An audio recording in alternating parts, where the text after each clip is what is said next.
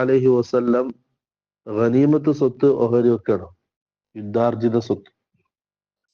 അത് ഓഹരി വെക്കുന്ന സമയത്ത് ചില ആൾക്കാർക്ക് റസൂൽ സല്ലല്ലാഹു അലൈഹി വസല്ലം മുൻഗണന നൽകി. فأعطى الأقرع بن حابس 100 من الإبل. أقرع بن حابس رضي الله عنه റസൂൽ സല്ലല്ലാഹു അലൈഹി വസല്ലം 100 ഒട്ടകത്തെ നൽകി. وأعطى عنينة بن حصن مثل ذلك.